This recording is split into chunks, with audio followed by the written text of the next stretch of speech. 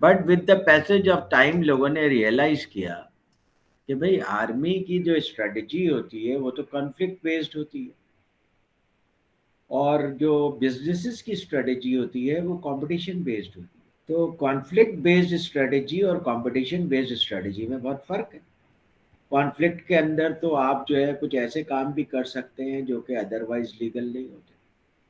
जैसे आप स्पायोनेज कर सकते हैं, अपने दुश्मन के लिए कोई बेट पैदा कर सकते हैं, कोई धोखा बना सकते हैं, उस धोखे में ट्रैप में आपका दुश्मन आ सकता है। तो कॉन्फ्लिक्ट के लिए तो स्ट्रेटजीज डिफरेंट होती है, कंपटीशन के लिए स्ट्रेटजीज डिफरेंट होती है। जब स्ट्रेटजी डिफरेंट हुई तो स्ट्रक्चर भी डिफरेंट हो जाएगा, लोग भी डिफरेंट हो जाएंगे, माइंडसेट भी डिफरेंट हो जाएगा। तो इसलिए आर्मी वाले माइंडसेट को आप बिजनेस ऑर्गेनाइजेशन पे या कमर्शियल ऑर्गेनाइजेशन पे अप्लाई नहीं कर सकते। आर्मी माइंडसेट का सबसे बड़ा इशू ये होता है कि आर्मी में लोग पैसे खर्च कर सकते हैं, तो पैसे कमाना नहीं आता, क्योंकि जिंदगी भर वो पैसे कमाने की उन्हें जरूरत महसूस नहीं होती। वो समझते हैं हम जो भी करना चाहते हैं उसके लिए पैसे आ जाते हैं, तो they don't learn how to earn money. जबकि कमर्शियल ऑर्गेनाइजेशन में सबसे पहली कंडीशन ये है बिफोर स्पेंडिंग कि you have to earn that money. बहुत बड़ा फर्क है। तो इसलिए जो है फिर लोगों मैनेजमेंट के डिफरेंट थ्योरीज आनी शुरू हो गई, और लोगों ने रियलाइज किया कि भाई हमें कुछ ऐसा करना चाहिए जो आर्मी से डिफरेंट होना चाहिए। अब ये इस वजह से भी हुआ कि शुरू शुरू में तो चले इंडस्ट्रीज थी, वर्कर्स थे, अनस्किल्ड वर्कर्स थे या सेमी स्किल्ड वर्कर्स थे, और बहुत बड़ी तादाद उन्हीं लोगों की होती थी। और सारा काम जो है वो बेसिकली फिजिकल होता था, बहुत सारा काम फिजिकल होता था, उसमें हार्ड वर्क की ज़रूरत होती थी।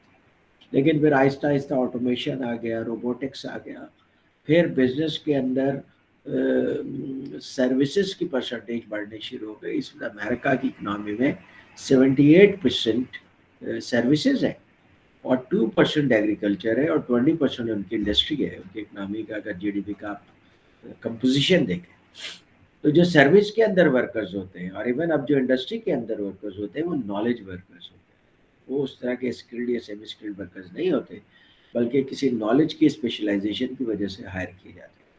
तो नॉलेज की स्पेशलाइजेशन की वजह से जिन लोगों को हायर किया जाता है, आप उनको उस तरह से ट्रीट नहीं कर सकते जिस तरह से आर्मी में आप सोल्जर्स को ट्रीट करते हैं। तो इसलिए उनके लिए आपको डिफरेंट मेथड्स ऑफ मैनेजमेंट को लेकर आना पड़ेगा।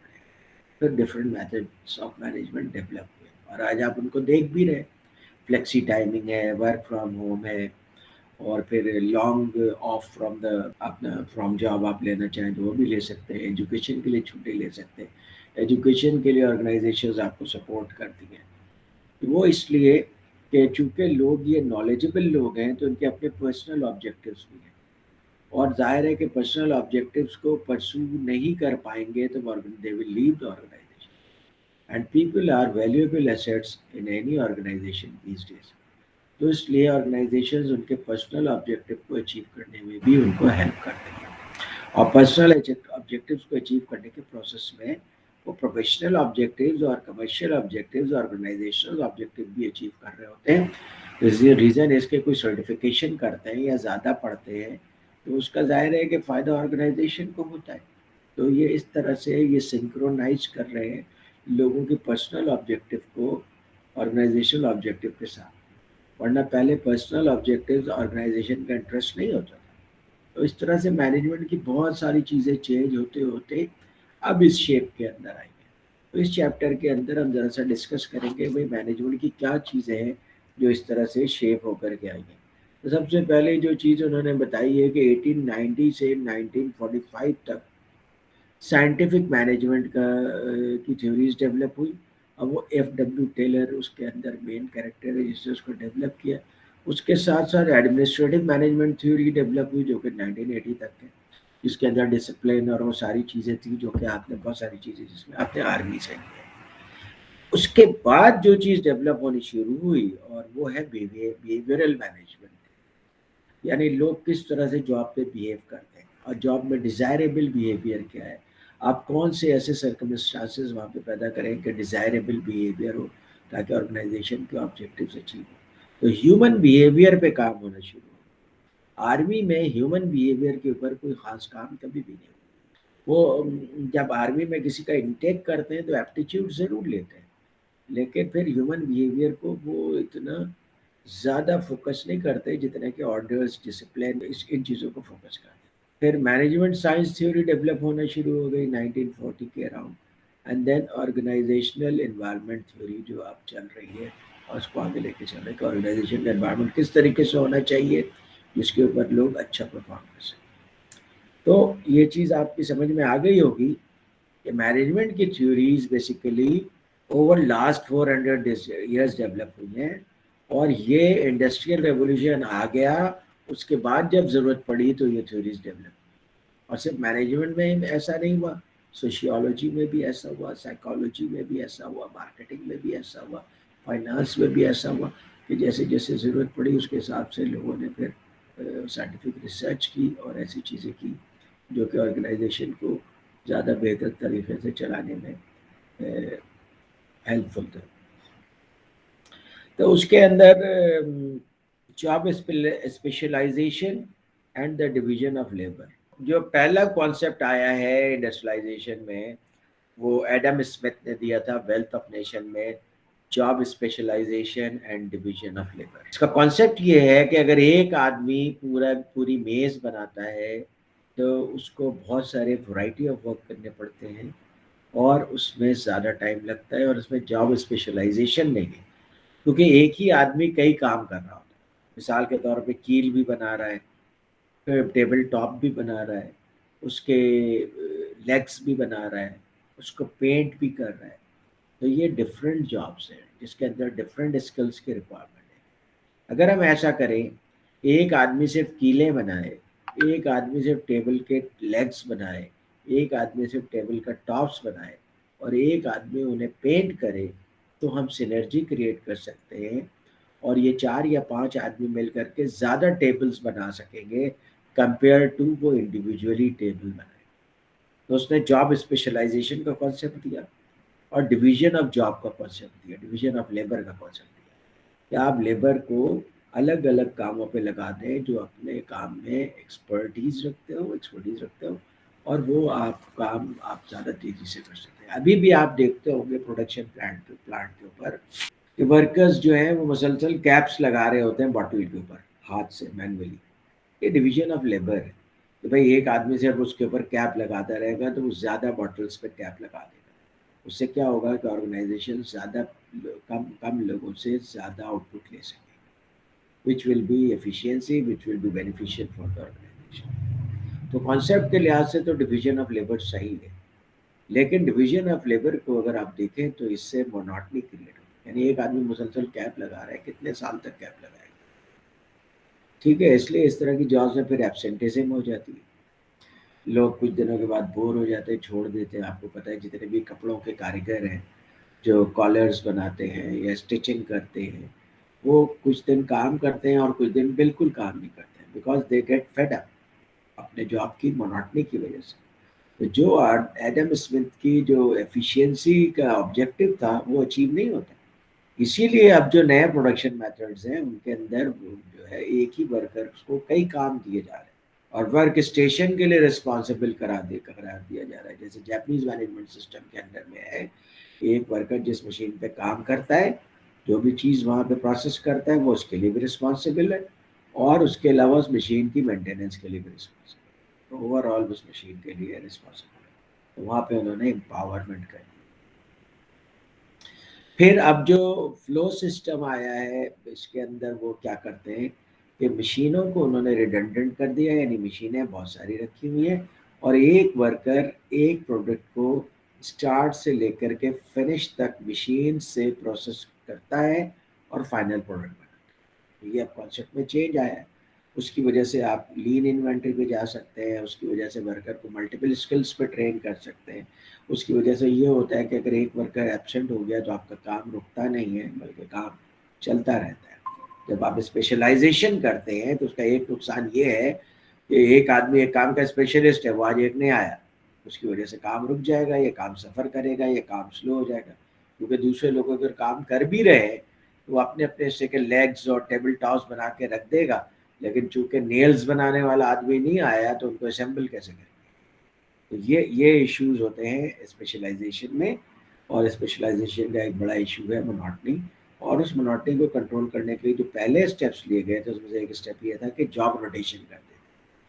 ایک جاب سے دوسرے جاب پہ ڈال دیا کہ پہلے آپ میز بنا رہے تھے تو اب آپ ٹیبل ٹاپ بنا رہے تھے تو اب آپ اسمبلنگ کریں، یا پھر اب آپ تیسرا کام کر رہے ہیں. اس سے کیا ہوتا تھا کہ یہ جو مونوٹنی ہوتی تھی جاب میں ختم ہو جاتی. لیکن اس کے لیے آپ کو لیبر کو ڈفرینٹ جابس میں ٹرین کرنا پڑتا تھا جو کہ ایکسپینسو ہے. تو یہ اس طرح کے ٹریڈ آفس ہیں جو کہ آپ کو انڈسٹریل پروڈکشن میں کرنے ہوتے ہیں. اچھا جناب، ایف ڈبلیو ٹیلر جو ہے وہ بیسیکلی سائنٹیفک مینجمنٹ کے ابا ہیں، بابا آدم ہے ان کو کہا جاتا ہے سائنٹیفک مینجمنٹ کے. اور انہوں نے پیپل اور ٹاسک کے درمیان ریلیشن شپ بنایا ہے. ٹھیک ہے. سب سے پہلا پرنسپل جو انہوں نے یہ دیا ہے وہ یہ دیا ہے کہ لوگ ورکر جس طرح سے کام کرتے ہیں اس کو آپ اسٹڈی کریں، ورک پروسیس کو اسٹڈی کریں، اور اس کو اسٹڈی کرنے کے بعد جو آپ امپروومنٹ لا سکتے ہیں اس سے آپ کی پروڈکشن ایفیشینسی بڑھ جائے گی. اور اس پرنسپل کا جو سب سے امپورٹنٹ پارٹ جو نکل کر کے آیا وہ تھا time and motion study. Time and motion study سے مراد یہ ہے کہ جب ایک ورکر کام کرتا ہے تو اس کا ہاتھ کس طرح موو کرتا ہے، سر کس طرح موو کرتا ہے، پیر کس طرح موو کرتا ہے، اور وہ موومنٹ کنوینئنٹ ہے یا نہیں ہے. اور اگر آپ کنوینئنٹ نہیں ہے تو اس کو آپ کیسے کنوینئنٹ بنا سکتے ہیں تاکہ وہ فاسٹر وے میں پرفارم کر سکے. مثال کے طور پہ میں اگر باٹل کے اوپر کیپ لگا رہا ہوں اور کیپ یہاں رکھا ہوا ہے تو میں یہاں سے اٹھاتا ہوں، یہ باٹل پہ کیپ لگا رہا ہوں، دس موشن. اگر میں اس کو یہاں پہ رکھ دوں تو یہاں سے اٹھاؤں گا، یوں کیپ لگا دوں گا، دس از ایزیئر. ٹھیک ہے. پھر دوسری بات یہ ہے کہ اگر میں اپنا کیپ جب ختم ہو جاتے ہیں یہاں پہ تو میں مشین کو اسٹاپ کرتا ہوں، اور اسٹاپ کرنے کے بعد پھر کیپس کے باسکٹ کو فل کرتا ہوں اور پھر مشین آن کرتا ہوں، پھر کیپ لگانا شروع کرتا ہوں. اگر تو اس کی وجہ سے کیا ہوتا ہے، پروڈکشن رک جاتی ہے کچھ منٹ کے لیے. تو اگر میں ایسا نہ کروں بلکہ کوئی صاحب اس باسکٹ کو فل کرتے رہے تو پھر میں کیا ہوگا، مسلسل کیپ لگاتا رہوں گا. ٹھیک ہے. اور اس طرح کے کام ہوتے ہیں، پیکنگ کے کام ہوتے ہیں، اس میں عورتیں کام کر دی، وہ مسلسل پیکنگ کر رہی ہوتی ہیں، باٹل کو ڈالتی رہتی ہیں ڈبے کے اندر. تو یہ مختلف کام ہوتے ہیں. تو یہ ٹائم اینڈ موشن اسٹڈی لے کر کے آئے اس کی وجہ سے. تو ٹائم اینڈ موشن اسٹڈی میں آپ یہ دیکھتے ہیں کہ کتنی موشن ورکر کر رہا ہے، اس موشن کو کیسے کم کر سکتے ہیں، تیز کر سکتے ہیں، ایفیشینٹ کر سکتے ہیں، آپٹیمل کر سکتے ہیں کہ اتنا بھی نہیں بہت تیزی سے میں مشین تیز چلا دیں. مثال کے طور پہ آپ مشین میں کو تیز کر دیں، یہ کر سکتے ہیں آپ. تو کیا ہوگا کہ آپ کو جلدی جلدی کیش رکھنے پڑیں گے. جب آپ جلدی جلدی کیش رکھ رہے ہوں گے تو کیا ہوگا، فٹیگ فیکٹر آ جائے گا. اس لیے آپ کو مشین کو اس اسپیڈ کے اوپر چلانا ہوتا ہے کہ ہیومن فٹیگ فیکٹر نہ. اور پھر ایون سلو بھی چل رہی ہے، سلوور بھی چل رہی ہے مشین، تو آپ کو ظاہر ہے 1.5 گھنٹے 1 گھنٹے کے بعد یا 2 گھنٹے بعد ورکر کو ہاف آور این آور کا ریلیف دینا ہوتا ہے تاکہ وہ پھر سے ریلیکس ہو کے فٹ ہو کر کے دوبارہ سے آ کر کے کیپ لگانے کا کام کر سکے. تو یہ ٹائم اینڈ موشن اسٹڈی کے ایلیمنٹس ہیں. جو دوسرا ایلیمنٹ ہے that the codify the new methods of performing task into written rules and standard operating procedure.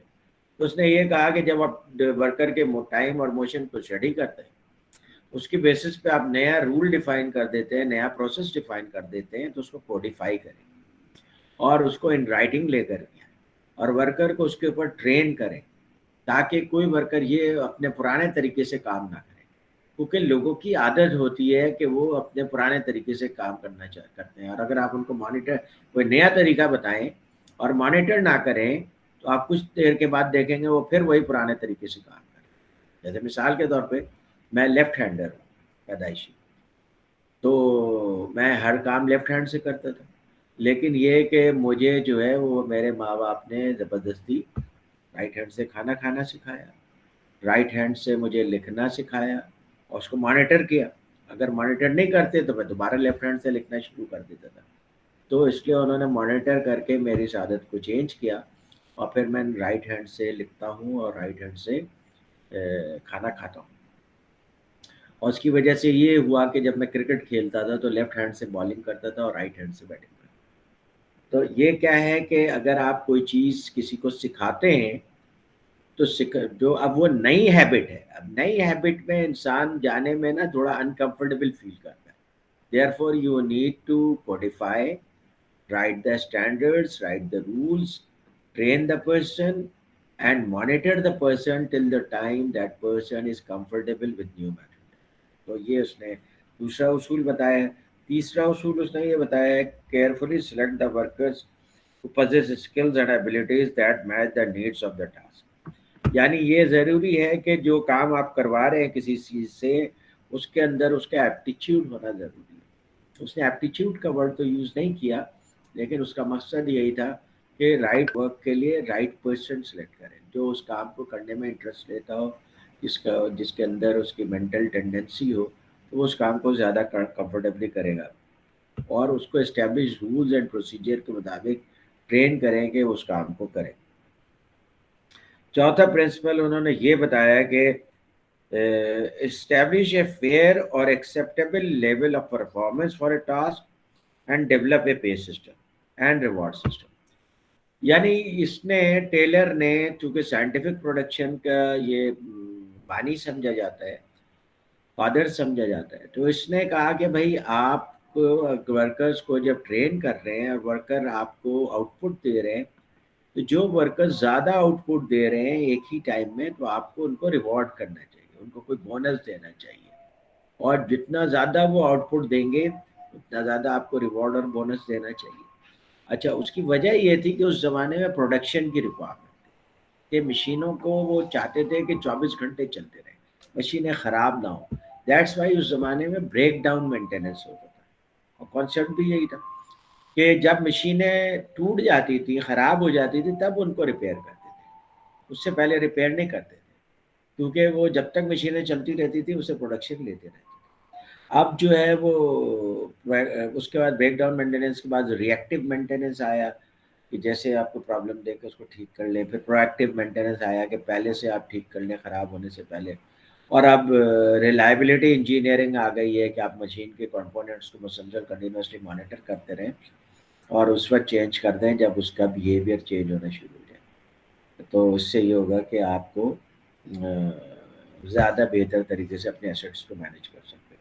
تو یہ ڈفرینٹ لیولس ہیں، لیکن اس زمانے میں ایک بریک ڈاؤن مینٹیننس تھی، اور بریک ڈاؤن مینٹیننس کی وجہ یہ تھی کہ وہ زیادہ سے زیادہ آؤٹ پٹ چاہتے، مشینیں کم تھیں، ڈیمانڈ زیادہ.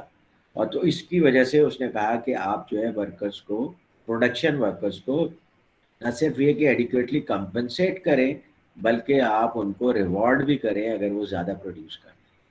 اور آج بھی آپ دیکھیں کہ ٹیکسٹائل میں اور دوسری جگہوں پہ پروڈکشن کے اوپر لوگوں کو ایکسٹرا انسینٹیوز ملتے ہیں اور بونسز ملتے ہیں. تو اس میں جب یہ لوگوں کی پرفارمنس بڑھ جاتی ہے نا، تو اس کے اندر جو نقصانات آئے یا پریشانیوں کا سامنا کرنا پڑا ہے وہ یہ ہے کہ جب ان کی پرفارمنس ورکرز کی بڑھ جاتی ہے، تو ورکرز کی پرفارمنس جب ایک لیول پہ بڑھ کے آپٹیمل آ جاتی ہے، تو اب مینیجرز ان سے ایکسپیکٹ کرتے ہیں کہ ہر وقت وہ اسی لیول پہ کام کریں.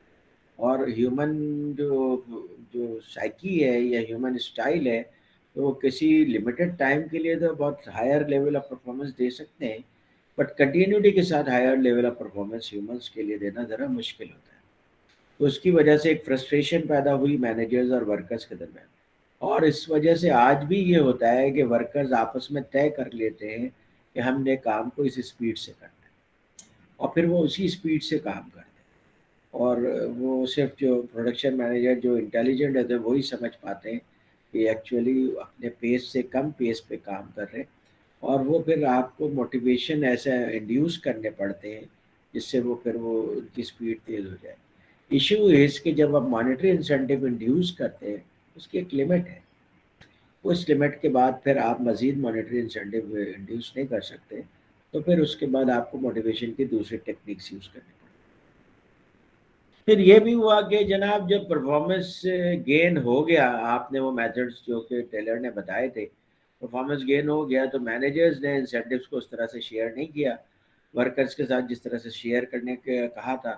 اور یہ عام طور پہ ہوتا ہے کہ آپ ہارڈ ورک کرتے ہیں، سیلز میں ہارڈ ورک کرتے ہیں، بزنس میں ہارڈ ورک کرتے ہیں، اور پھر جب پرفارمنس بونسز کا وقت آتا ہے تو آپ کے مینیجرز آن ون پریٹیکسٹ اور ادر آپ کو وہ بونسز نہیں دیتے، تو اس کی وجہ سے ایک ڈی موٹیویشن کا فیکٹر آتا ہے، اور وہ اس کی وجہ سے پھر پرفارمنس نیچے چلی جاتی ہے. پھر یہ بھی ہوتا ہے کہ جب ورکرز کی پرفارمنس انکریز ہو جائے اور کنٹینیوٹی کے ساتھ انکریز ہو جائے تو then it means you need lesser workers. Lesser workers کا مطلب ہوا فیور جابس. اس کا مطلب یہ ہوا کہ اگر پرفارمنس انکریز ہو جائے گی لیبر کی تو اب اگر انہیں 100 لیبر کی ضرورت ہے تو مے بی اب 80 کی ضرورت پڑے گی انہیں, تو 20 نکال دیے جائیں گے. اور جب ایسا مینیجرز نے کیا تو لیبر کے درمیان یہ چیز آئی اور ان کو سمجھ میں آیا کہ بھائی اگر ہم ایفیشینسی انکریز کرتے ہیں تو اس کا فائدہ تو آرگنائزیشن کو ہوتا ہے, نقصان ہمیں ہوتا ہے. تو اس لیے ایفیشینسی کو اس طرح سے انکریز نہیں کیا جا سکا سائنٹیفک میتھڈ سے جیسا کہ کر سکتے ہیں. پھر مونوٹنی اور ریپیٹیشن ایک پرابلم ہے اسپیشلائزیشن آف ورک میں, یہ میں آپ کو بتا چکا ہوں. اگر آپ ایک ہی کام بار بار کریں تو اس سے پھر بوریت ہو جاتی ہے اور اس سے لوگ سے ڈسسیٹسفائڈ بھی ہو جاتے ہیں. اچھا, اس کے بعد ایک طریقہ یہ بھی ہوتا ہے کہ ورک پروسیس کی آپ میکنائزیشن بڑھا دیں. ورک پروسیس کی میکنائزیشن بڑھا دیں یعنی کہ آپ مشین کی سپیڈ تیز کر دیں, اس کے کیم چینج کر دیں, گیئرز اس کے تھوڑے چھوٹے لگا دیں تو مشینیں زیادہ فاسٹر چلیں گی. جب فاسٹر چلیں گی تو ورکر کو اسپیس پہ کام کرنے کے لیے زیادہ فاسٹ کام کرنا پڑے گا. ڈیلیبریٹلی کرتے ہیں اس سے کیا ہوتا ہے کہ ورکرس کے اوپر فٹیگ فیکٹر آ جاتا ہے. اس لیے جو میتھڈ تھا اس میتھڈ تو جو سائنٹیفک میتھڈ اس نے دیا وہ آن پیپر تو صحیح تھا اور اپلائی کرنے کے لحاظ سے بھی صحیح تھا, لیکن اس کے ساتھ جو دوسری چیزیں ہیں یعنی management system, pay reward system, worker fatigue factor, ان چیزوں کو اگر آپ کنسیڈر نہیں کریں گے تو الٹیمیٹلی ایکچولی آپ کا آؤٹ پٹ لوز ہو جائے گا اینڈ جاب سیکورٹی آلسو. اچھا, دین پھر ایتھکس ان ایکشن میں انہوں نے میک ڈونلڈ کی کچھ چیزیں ڈسکس کی ہیں. وہ پرانے زمانے میں ایک صاحب نے امریکہ میں ایک ٹیکسٹائل مل لگائی تھی اور ایسی جگہ پہ ٹیکسٹائل مل لگائی تھی that was far away from city. تو لوگ وہاں پہ کام کرنے کے لیے آتے تھے, یہ ان کو پے کرتے تھے, بہت زیادہ پے نہیں کرتے تھے لیکن مناسب پے کرتے تھے. لیکن ان کا طریقہ کار یہ تھا کہ انہوں نے بہت سارے گھر بنائے ہوئے تھے اور ظاہر ہے اس جگہ میں لوگوں کے اپنے گھر نہیں تھے تو ان کو رینٹ پہ گھر چاہیے ہوتا تھا, تو یہ رینٹ پہ گھر ان سے لیتے تھے. تو ان کی سیلری کا ایک پورشن رینٹ پہ چلا جاتا تھا. پھر گاڑیاں بھی اپنی چلاتے تھے, اس گاڑی کے لیے جو یہ لوگ پیسے دیتے تھے اس میں بھی ان کا کچھ پورشن چلا جاتا تھا. تو انہوں نے بہت انٹیلیجنٹلی اس طریقے سے سسٹم بنایا ہوا تھا کہ جو پیسے وہ ورکرس کو دیتے تھے وہ اپنے ان سسٹم کی وجہ سے پھر واپس وصول کر لیتے. تو اس طریقے سے جو ورکرز ہیں دے فیل رابڈ. جیسے میک ڈونلڈ کا ایک پرانے زمانے میں ایک فرینچائزی تھا, اس نے یہ کیا ہوا تھا کہ میک ڈونلڈ کا ایک فرینچائز کہیں دور علاقے میں تھا تو اس نے ایک وہاں پہ بنا دیا ہاسٹل یا بلڈنگ بنا دیے اور وہاں پہ اس کے سارے ورکرز رہتے تھے اور وہ ان سے اچھا خاصا چارج کرتا تھا رینٹ کا. تو اس طرح کی اور بہت ساری ایکسپلائٹیشنز ہیں جو کہ آرگنائزیشنز میں ہوتی تھی اور آج بھی ہوتی ہیں, اور اب پوری دنیا میں اس کے اوپر جو دیکھا جا رہا ہے کہ کیا آپ اپنے ورکرس کو ایکسپلائٹ تو نہیں کر رہے, اور اس کے لیے آرگنائزیشنز میں چیف کمپلائنس آفیسر ہوتے ہیں. جی مہدی صاحب, تو نان ریٹیلیشن پالیسی بھی رکھی جاتی ہے کہ آپ ایسا کام نہ کریں جس کی وجہ سے ورکرس ریٹیلیٹ کریں. جی سر میرا بتائیے. ایک سوال ہے ریگارڈنگ آر کلچر. مجھے زیادہ پاکستان کا پتہ نہیں ہے, آپ شاید گائیڈ کر سکیں. امریکہ میں تو سر منیمم ویج کا ایک کانسیپٹ ہے, اب پاکستان میں I haven't g seen anything like that. اب وہاں پہ منیمم ویج پہ جی بڑا شور مچا ہے, یہ کوئی میں آپ کو 4-5 سال پہلے کی بات بتا رہا ہوں. انہوں نے کہا کہ ہاں minimum wage is not sustainable, please increase it. آلدو اگر آپ اکنامکس پڑھیں تو that goes completely counter productive. آپ نے منیمم ویج بڑھائی, کاسٹ آف پروڈکشن بڑھ گئی, یا پھر کمپنیز جو ہیں ٹوٹلی ڈفرینٹ میتھڈ تلاش کرتی ہیں کہ لیبر فورس کو ہی وہ کم کر دیں, لمٹ کر دیں. تو میک ڈونلڈس نے ایسے ہی کیا سر, وہ جو مشینز نہیں آئی جو ان کی کیوسک جو آئی ہیں سیلف ہیلپ کیوسک, وہ جی اسی جی صورت میں انہوں نے اس میں انویسٹ کیا so that they reduce their labour force. تو پاکستان میں ایسا کچھ ہے کہ منیمم ویج پہ ہوتا ہے غور یا کچھ ہوتا ہے؟ میں پوچھ رہا تھا ایسے میں, جیسے ہی آپ نے میک ڈونلڈس کا ایگزامپل دیا. رائٹ. دیکھیے منیمم ویجز امریکہ کے سیناریو میں تو بالکل فٹ آتا ہے. ریزن اس کے وہ ہائی ٹیک انڈسٹری ہے.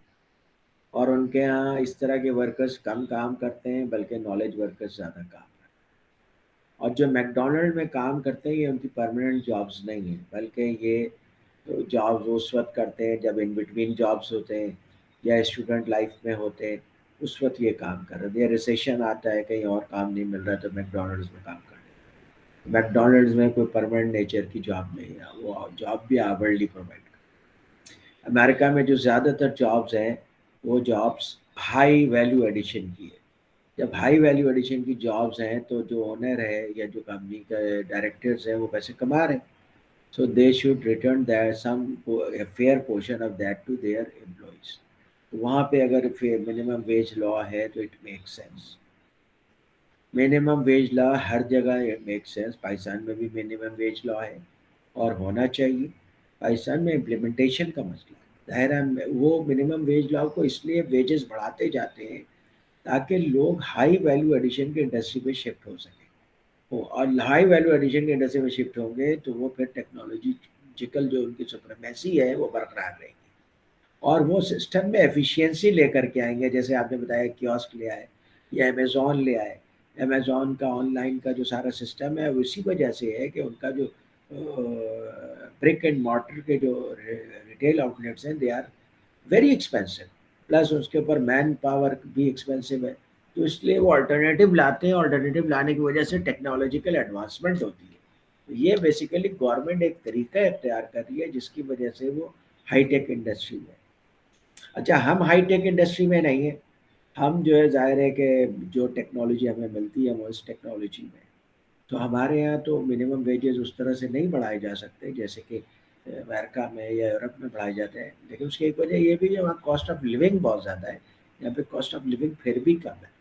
لیکن گورنمنٹ نے منیمم ویجز بنائے ہیں لیکن صرف مزدوروں کے لیے بنائے. وہ یہ کہ کسی مزدور کو 25,000 سے کم نہیں دے سکتے. پرابلم یہ ہے کہ یہاں پہ انجینئر اور BBA اور دوسرے انڈر گریڈ 15,000 روپے پہ کام کر رہے ہیں, ڈرائیور سے کم سیلری لے رہے ہیں. تو منیمم ویجز تو وہاں پہ اکراس دا بورڈ ہے نا. یہاں پہ صرف مزدوروں کے لیے ہے اور وہ بھی امپلیمنٹ نہیں ہوتا. تو امپلیمنٹیشن از این ایشو. اور ہمارے جو بدماش مل اونرس وہ یہ پلی لیتے ہیں کہ ہمارے لیے بجلی مہنگی ہے, گیس مہنگی ہے اور ہم جو ہے وہ اس وجہ سے کاسٹ پوری نہیں کر پاتے ہیں. تو اس لیے ہم جو ہے وہ ویجز اتنی نہیں دے سکتے جتنے آپ کہہ رہے ہیں. اور اور پھر بڑے آپ بڑے محل میں رہ رہے ہوتے ہیں, بڑی بڑی گاڑیاں چلا رہے ہوتے ہیں, سر سمجھ نہیں آتا. جی بالکل, بڑے بڑے محلوں میں رہتے ہیں, ایکسپینسو گاڑیاں چلاتے ہیں, ان کے بچے باہر پڑھتے ہیں, ان کی پراپرٹی باہر ہوتی ہے لیکن وہ مزدوروں کو پیسے نہیں دیتے اس کے. اور وہ گورنمنٹ اس وجہ سے چپ رہتی ہے کہ وہ انڈسٹریلسٹ سے بھی بلیک میل ہوتی ہے. انڈسٹریلسٹ ان کو الیکشن کیمپین میں پیسے دیتے جیسے کراچی الیکٹرک کی پریکٹسز کوسچنیبل لابینگ, ہے. لابینگ جو ہے بالکل. لابنگ کرتے ہیں مگر لابنگ لیگل لابنگ کریں نا, جیسے امریکہ میں لابنگ ہوتی ہے. دیکھیے بہرحال امریکہ میں بھی لابنگ سے کنزیومر ہرٹ ہوتا ہے لیکن ایٹ لیسٹ وہ لیگل پیسے ٹرانسفر کرتے ہیں. اگر وہ کسی ڈیموکریٹس کو یا ریپبلکنس کو الیکشن میں سپورٹ کرتے ہیں. یہاں تو انلیگلی پیسے دیتے ہیں, انڈر دا ٹیبل پیسے دیتے ہیں اور وہ پیسے کہاں یوز ہوتے ہیں اس کا کچھ پتہ نہیں ہے اور پھر اس کی بیسس پہ کنسیشنس لیتے ہیں. اینڈ دیٹس وائی پاکستان میں مافیاز فلرش کر رہے ہیں. مافیاز جو ہے امریکہ میں بھی ہے, جیسے امریکہ میں آٹوموٹیو کی مافیا ہے, میڈیسن کی مافیا ہے, لیکن ان کو لیجسلیشن کے ذریعے کنٹرول بھی کیا جاتا ہے. ایک حد تک وہ مافیاز اپنے پاور کو, اپنے مسلس کو ایکسرسائز کر سکتے ہیں. یہ فرق ہے. تو اس کے بعد آ جائیے آپ, گلبرٹس تھے, یہ دو میاں بیوی تھے, فرینک گلبرٹ اور لیلین گلبرٹ. انہوں نے بیسیکلی کام کیا اس چیز کے اوپر کہ ایفیشینسی کو ٹائم اینڈ موشن کے علاوہ کیسے امپروو کیا جائے. اور انہوں نے ان کے جو سب سے جو اچھی بات تھی جس کی وجہ سے میں بھی بہت موٹیویٹڈ تھا کہ میرے 10 بچے ہوتے, تو ان کے 1 درجن بچے تھے. اور انہوں نے پروو کیا کہ جب بچے زیادہ ہوتے ہیں تو آپ کے لیے ان کو ریز کرنا لیسر ایکسپینسو ہوتا ہے کمپیئر ٹو بچے کم. کیونکہ ظاہر ہے کہ بچوں میں 1 سال 2 سال کا فرق ہے, تو ایک بچہ جب بڑا ہو جاتا ہے, لمبا ہو جاتا ہے, تو اس کے کپڑے دوسرے بچہ پہنتا ہے اور اس کی کتاب دوسرے بچے یوز کر لیتے ہیں. ایک دوسرے کو ہیلپ کر دیتے ہیں, سپورٹ کر دیتے ہیں, پڑھا دیتے ہیں, گھر کے کاموں میں ہیلپ کر دیتے ہیں. تو اس طرح سے 12 بچوں کو ریز کرنے کی کاسٹ جو ہوتی ہے پر چائلڈ بہت لوور ہو جاتی ہے کمپیئر ٹو 2 بچے ہوں تو پر چائلڈ ریز کرنے کی کاسٹ آگے بڑھ جاتی ہے. اور انہوں نے باقاعدہ گھر کے اندر رولس بنائے ہوئے تھے، اس کو سب فالو کرتے تھے اور بہت موٹیویشن کے ساتھ لوگ رہتے تھے. اس کے اوپر بڑی اچھی فلم بھی بنی ہے، ہیومرس فلم ہے، پرانی فلم ہے، مجھے یہ فلم ملتی نہیں ہے ورنہ میں دیکھنا چاہتا ہوں. Cheap by a dozen. ٹھیک ہے، تو اس میں یہی سے دکھایا گیا ہے کہ جب یہ اکنامکس آف اسکیل ہے، یعنی بچوں کو آپ ریز کر رہے ہیں، اگر آپ اکنامکس آف اسکیل اچیو کریں تو it will be less expensive for you to raise children.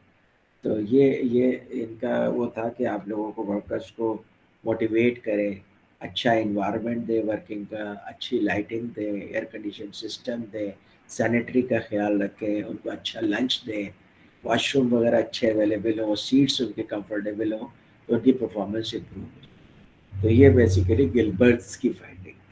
Tailor تھا یہ بیسیکلی زیادہ فوکس تھا میکینسٹک وے میں کس طریقے سے لوگوں کی پروڈکٹیوٹی بڑھ جائے.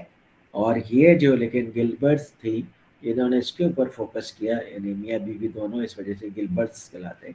اور کہ کس طریقے سے آپ ورکنگ انوائرمنٹ بنا دیں، بڑا اچھا کر دیں، موٹیویشن کر دیں تو کس طرح سے ورکرس کی پرفارمنس بہتر ہو جاتی ہے.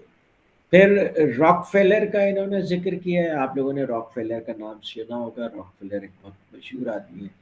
وہ اتنا بچہ تھا تو اس نے پھر جو ہے چھوٹے چھوٹے جابس کر کے پھر آہستہ آہستہ کچھ سیکھ کر کے آئل انڈسٹری میں آیا، پھر آئل انڈسٹری سے بہت پیسے کمائے. اور پھر اس نے بتایا کہ بھائی آپ اکنامیز آف اسکیل کیسے اچیو کر سکتے ہیں. لوگوں سے پیسے لے کر کے انویسٹ کیے، بڑا پلانٹ لگایا. تو اکنامیز آف اسکیل کا کانسیپٹ بیسیکلی جو صحیح طریقے سے ان لوگوں کو بتایا ہے وہ راک فیلر نے بتایا ہے. Then came the theory of bureaucracy, Max Weber لے کر گیا. دیکھیے یہ ساری تھیوریز جو ہیں مدر آف انوینشن کیا کہلاتی ہیں، necessity is mother of invention.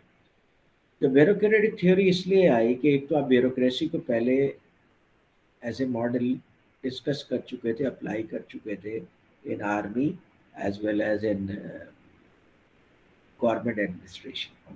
تو بیوروکریسی کا کانسیپٹ تو تھا. جب آرگنائزیشنس بہت بڑی ہو گئی اور آپ کو ملٹیپل لوکیشنز پہ اپنے پروڈکشن فیسلٹیز اوپن کرنے پڑے، کیونکہ بعض پروڈکشن ایسی ہوتی ہے جس کو اگر آپ بائی روڈ ٹرانسفر کریں یا بائی ایئر ٹرانسپورٹ کریں تو آپ کمپٹیٹیو نہیں رہتے. پروڈکٹس کی پرائس اتنی زیادہ نہیں ہوتی ہے، ویٹ زیادہ ہوتا ہے. تو اس لیے پھر انہوں نے ملٹیپل لوکیشنز پہ اپنی پروڈکشن فیکٹریز لگائی. جب ملٹیپل لوکیشن پہ پروڈکشن فیکٹریز لگائیں تو آپ کے ایشوز جو ہے وہ کمپلیکس ہو گئے. ایک لوکیشن کے اوپر فیکٹری ہے، آپ کے سامنے چل رہی ہے، پرابلمز ہیں، ایشوز ہیں، آپ دیکھ رہے ہیں، سمجھ رہے ہیں، سالو کر رہے ہیں، امپروومنٹ میتھڈز امپلیمنٹ کر رہے ہیں، ڈیسیجنس کوئکلی لے سکتے ہیں. لیکن ملٹیپل لوکیشنز پہ آپ کی فیکٹریز ہیں تو ڈیسیجن میکنگ زیادہ ڈیفیکلٹ ہو جاتی ہے، پرٹیکولرلی جب اس طرح کے مینس آف کمیونیکیشن اس زمانے میں نہیں تھے جیسے کہ آج کل ہے. اور پھر ملٹیپل لوکیشن میں ایڈڈ کمپلیکسٹی اس وقت ہو جاتی ہے جب آپ اپنے پروڈکشن فیسلٹی کو آؤٹ آف دا کنٹری لے کر کے جائیں، because you want to explore the business opportunities in other countries as well.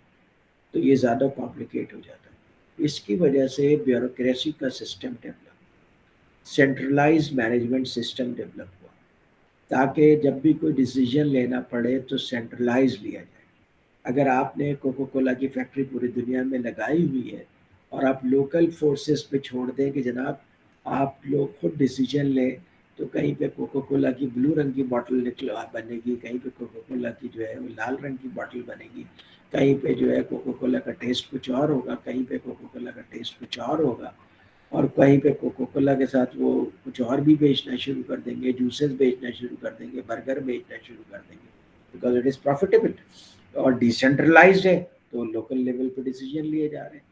تو اس چیز کو کنٹرول کرنے کے لیے اور یہ کنٹرول کرنے کے لیے کہ ان کو اکنامیز آف اسکیل اچیو کر سکیں، برانڈنگ کو کنٹرول کر سکیں، مارکیٹنگ کو کنٹرول کر سکیں، پرائسنگ کو کنٹرول کر سکیں، ڈسٹریبیوشن کو کنٹرول کر سکیں، انہوں نے ڈیسیجن میکنگ سینٹرلائزڈ کی. اور یہ کامنی نے نہیں، سب نے اپنی ڈیسیجن میکنگ سینٹرلائز کی، خاص طور پہ جو ملٹی نیشنل کمپنی. تو یہ ایک بیوروکریٹک سسٹم ڈیولپ ہوا. بیوروکریٹک سسٹم اس وقت کی ضرورت تھی، لیکن یہ کہ بیوروکریٹک سسٹم کو لوگ آرگنائزیشنز نے کنٹینیوٹی کے ساتھ چلایا جب اس کی ضرورت ختم ہو گئی تھی یا کم ہو گئی تھی. तो इसी वजह से आप देखें यूनिलीवर को पाकिस्तानी मार्केट में टपाल के अगेंस्ट रिस्पॉन्ड करने में 6 इयर्स लगे, और टपाल ने 6 इयर्स में दानेदार को इस्टेब्लिश कर लिया कराची के बाहर। इवन वो जो साइज में यूनिलीवर से बड़े हो गए। फिर जब वो लाहौर में जाकर के वो फैक्ट्रीज ओपन कर रहे थे तब यूनिलीवर दानेदार का जवाब लेकर गए। उसकी वजह ये है उनका डिसीजन मेकिंग सेंट्रलाइज्ड है, थी बल्कि कहनी चाहिए।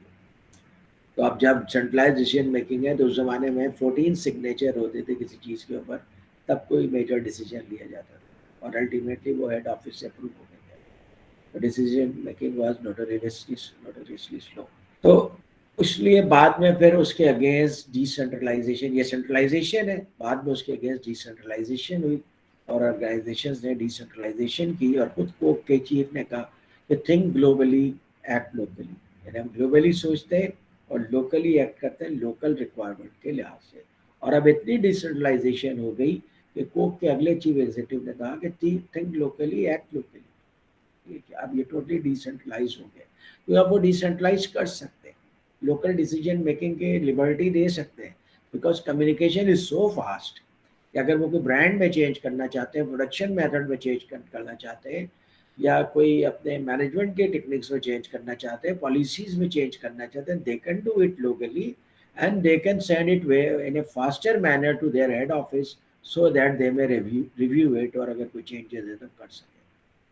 तो इसकी वजह से डिसेंट्रलाइजेशन हुई। तो एक एरा आया जब सेंट्रलाइजेशन के नुकसानात का लोगों को इल्म हुआ, तो बहुत ज़्यादा डिसेंट्रलाइजेशन के अपने इश्यूज हैं। तो हर जगह लोकल आपके किंग हो जाते हैं, फिर वो ऐसे ऐसे डिसीजन लेते हैं जो हार्मोनाइज नहीं होते हैं सेंट्रल एग्जीक्यूटिव्स की पॉलिसीज से। तो अब चूंकि कंप्यूटर आ गया है और कंप्यूटर बहुत फास्ट है, ईआरपी सिस्टम आपका शेयर्ड हो सकता है, तो अब ऑर्गेनाइजेशन दोबारा सेंट्रलाइजेशन की तरफ जा रही है। सेंट्रलाइजेशन कर सकते हैं, आप कर सकते हैं, क्योंकि आप कंप्यूटर है, आप फास्ट डिसीजन ले सकते हैं, आप फॉरेन मीटिंग कर सकते हैं मीट पे और जूम के ऊपर, आप ग्रुप वेयर के ऊपर कांटेक्ट में रहते हैं, आप अपने इंट्रानेट के ऊपर अपने तमाम all over the world contact पे रहते हैं। इवन अब तो सिचुएशन ये है कि लोग दूसरे मुल्क के लिए काम कर रहे हैं, दूसरे मुल्क में ऑर्गेनाइजेशंस के लिए काम कर रहे हैं और किसी और मुल्क में बैठे हैं। तो अब अगर वो सेंट्रलाइजेशन कर रहे हैं तो they can do that provided they do it efficiently. ठीक है, तो ये आपकी ब्यूरोक्रेसी का है। ब्यूरोक्रेसी के उन्होंने प्रिंसिपल्स बताए हैं। ब्यूरोक्रेसी का सबसे पहला प्रिंसिपल है अथॉरिटी, और अथॉरिटी इज सेंट्रलाइज्ड। और दूसरा प्रिंसिपल ये है कि परफॉर्मेंस के लिए लोगों को उनकी पोजीशंस पे बैठाया जाता है। तो जिन पोजीशंस पे बैठाया जाता है तो they are expected to perform certain roles, और जो रोल उनको दिया जाता है उसके हिसाब से उनकी अथॉरिटी वहाँ पे होती है। तो रोल के लिहाज से अथॉरिटी ज़रूरी है। अगर रोल के लिहाज से आप अथॉरिटी नहीं देंगे तो that person can not perform. और हर जगह रूल्स हैं, रेगुलेशंस हैं, और उसको irrespective of your position you have to follow all those rules and regulations. Bureaucracy क्या करती है पाकिस्तान के अंदर, भाई ये रूल है इसकी वजह से ये नहीं हो सकता, ये रूल है उसकी वजह से वो नहीं हो सकता। तो हमारी ब्यूरोक्रेसी में एक जनरल टेंडेंसी क्या आ गया है, रूल्स एंड रेगुलेशंस की वजह से आप उनको कोई रिक्वेस्ट दें तो उनकी पहली कोशिश होती है कि कोई ऐसा तरीका निकाल लें कि आपको नो कह सकें। This is the problem with bureaucracy. तो पोजीशन को अगर आप हायरार्की में करेंगे तो ज़्यादा बेहतर तरीके से अथॉरिटी और पावर को एक्सरसाइज किया जा सकेगा, क्योंकि आपने अथॉरिटी और पावर को लेयर बेस्ड कर दिया तो आपको पता है कि हर लेयर के पास क्या अथॉरिटी है, और रूल्स को फॉलो करेंगे तो ज़ाहिर है लोगों के बिहेवियर्स को भी आप फॉलो कर सकेंगे। इसलिए आप देखेंगे कि वहाँ पे SOPs होते हैं, स्टैंडर्ड ऑपरेटिंग प्रोसीजर्स। हर चीज़ का स्टैंडर्ड ऑपरेटिंग प्रोसीजर होता है, और जब भी कोई ऐसा डिसीजन लेना होता है तो वो SOPs देखते हैं, रूल्स देखते हैं, रेगुलेशंस देखते हैं, और उसके मुताबिक डिसीजंस लेते हैं। उसके अलावा भी हर चीज़ को आप इन राइटिंग नहीं कर सकते, हर चीज़ को आप रूल्स एंड रेगुलेशंस में नहीं ला सकते। फिर ऑर्गेनाइजेशन के नॉर्म्स चलते हैं, का कल्चर चलता है कि भाई नॉर्म्स क्या है, किस तरीके से वो चीज़ों के बारे में डिसीजन लेते हैं, तो वो उन नॉर्म्स के हिसाब से डिसीजन लेते हैं। अब ब्यूरोक्रेसी के अपने एडवांटेजेस हैं, आप ये नहीं कह सकते हैं कि ब्यूरोक्रेसी के एडवांटेजेस नहीं है। ब्यूरोक्रेसी के डिसएडवांटेज उस वक्त शुरू हो जाते हैं जब रेड टेपिज्म आ जाए, कि वो हर चीज़ को ना कर रहे हो, डिसीजन मेकिंग स्लो हो जाए, रूल्स और रेगुलेशन और पॉलिसी के पीछे छुपते हो, कस्टमर कुछ क्वेश्चन कर रहा है और अब वो आप पीछे छुप रहे हैं रूल्स और रेगुलेशंस के। تو وہ پھر کوئی بہت اچھا سین کریٹ نہیں ہوتا, ایسی آرگنائزیشنز ڈاؤن فال کی طرف جاتی ہیں. تو bureaucracy as a management practice is a good practice and it is valid for certain organisations. For example army کے لیے still it is valid, government چلانے کے لیے اسٹل اٹ از ویلڈ, کیونکہ اگر آپ ڈیسینٹرلائز کر دیں گے تو ہر طرف لوگ اپنے اپنے طرح طرح کے ڈیسیجن لیں گے, گورنمنٹ امبیرس ہوگی. اس لیے ان کے لیے اٹ میک سینس کہ وہ سینٹرلائزڈ ڈیسیجن میکنگ رکھیں, لیکن that should be quick. Then Fayol آیا, فیول کے 14 پرنسپلس آف مینجمنٹ ہے, ٹھیک ہے, اور بہت 14 پرنسپل آف مینجمنٹ بہت مشہور ہے, اور اسی سے شاید انسپائر ہو کے قائد اعظم نے بھی 14 پوائنٹس دیے تھے. تو پہلا پرنسپل ہے اس کا ڈویژن آف لیبر, وہ اب پہلے بتا چکے ہیں. What is division of labour? جی سر اس کو اس طرح سے ڈیفائن کریں گے کہ جیسے ایک پرسن جو ہے وہ ایک جاب ڈفرینٹ جاب کر رہا ہے, تو ہو سکتا ہے وہ کچھ عرصے میں جو ہے اس جاب سے وہ مطلب اس کو بور ہو جائے, وہ اس جاب کو کنٹینیو نہ کر سکے. تو اس کے لیے جو ہے وہ اب جیسے ایک ٹیبل مینوفیکچرر ہے, تو اس کو جو ہے کہ نا میں ٹیبل کا ایک پارٹ جو ہے کوئی بنائے, اس کا نیلز کوئی بنائے, اس کے جو ہے لیگس کوئی بنائے, تو اس طرح سے پھر پالش کے لیے الگ بندہ ہو, تو یہ ڈویژن ہو جائے گی. جی, یہ ڈویژن آف لیبر ہے, اور وہ یہ سمجھتا تھا ایڈم اسمتھ کہ اس سے اسپیشلائزیشن کی وجہ سے زیادہ پروڈکشن ہو سکتی ہے, اور ہوتی بھی ہے, لیکن اس کا نقصان یہ ہے کہ مونوٹنی آ جاتی ہے. جی مہدی صاحب. سر کہ آرگیوبلی یہ سچ ہے کہ جو سب سے سکسیسفل ڈویژن آف لیبر کیا تھا وہ ہنری فورڈ نے کیا تھا when he started mass production. جی بالکل ہنری صحیح. فورڈ نے جو ہے بالکل ایٹ وہ لیسٹ مطلب جی جی بولے. یس یس. تو آئی مین یہ تو مجھے مووی یاد آ جاتی ہے وہ سر, وہ فورڈ وی فراری والی. اس میں فراری ہیز کی مینوفیکچرنگ فیسلٹی باقاعدہ دکھائی ہوتی ہے, ایک آدمی پوری ایک گاڑی پہ کام کر رہا ہوتا ہے, پوری اٹینشن دے رہا ہوتا ہے, اور ہنری فورڈ کی پوری اتنی بڑی مینوفیکچرنگ اسمبلی لائن ہوتی ہے, 10 آدمی ایک پوائنٹ پہ لگے ہوئے ہوتے ہیں, ایک اسپیشلائز کام کر رہے ہوتے ہیں. تو there was more division of labour in Henry Ford's factory. تو میرے خیال میں یہی بیسٹ ایگزامپل ہے اس کا. بٹ جی ایز آئی بالکل. ریمبر, آپ نے پچھلی 2-3 کلاسز میں کئی مرتبہ کہا ہے کہ اب وہ ماڈل فلپ ہو رہا ہے. اب جو ہے they are coming back to کیا نام ہے ڈائیورسفیکیشن آئی گیس.